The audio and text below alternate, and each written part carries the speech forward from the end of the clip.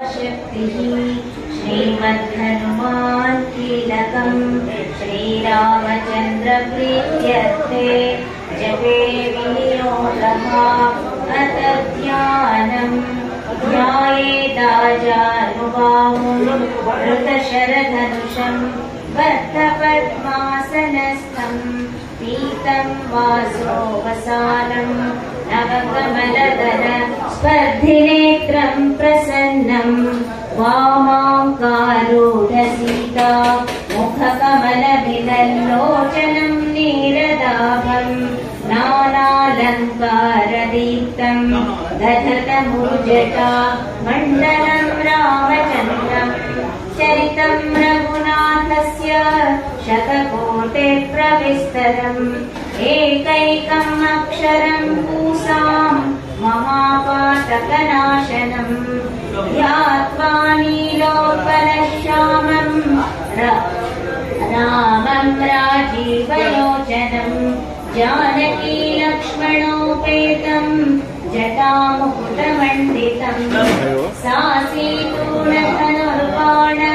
वाणिं नक्तं चरान्तकं स्वलीलया जगत्रातुम् आविर्भूतमजं विभुं रामरक्षां पठे प्रार्थ्यमा पत्नीं सर्वकामदां शिरो मे राघवः पातु बालं दशरथात्मजः कौसल्येयो दृशौ पातु विश्वामित्रप्रियश्रुते प्राणं पातु नखत्राता मुखं सौमित्रिवत्सलः जिह्वामित्यान्निपातु कण्ठं भरतवन्दितः स्कन्धौ दिव्यायुधः पातु भुजौ भग्नेशकानुकः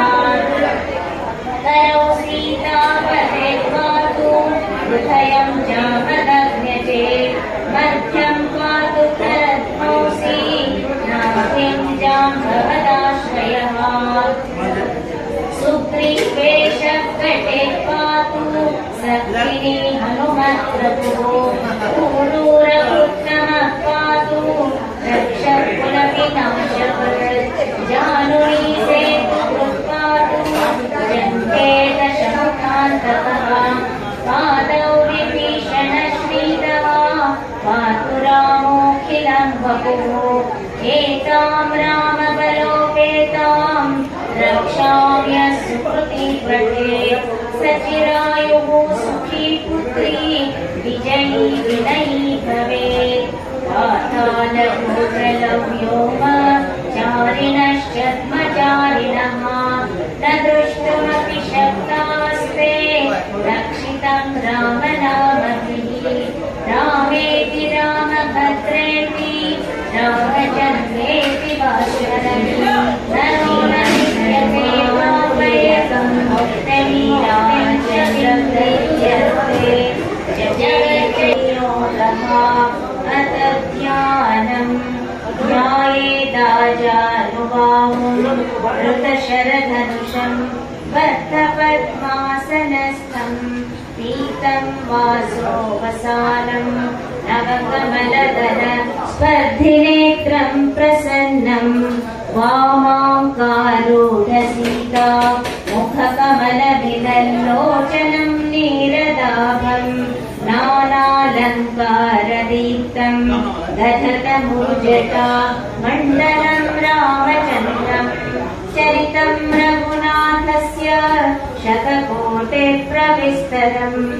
एकैकम् अक्षरं पूसां ममापातकनाशनम् ध्यात्वा नीलोत्पलश्यामं रामं राजीवलोचनं जानकी लक्ष्मणोपेतं जटामुकुटमण्डितं सासीतूणधनुर्बाण वाणिं नक्तं चरान्तकं स्वलीलया जगत्रातुम् आविर्भूतमजं विभुं रामरक्षां पठे प्रार्थ्यमा पत्नीं सर्वकामदां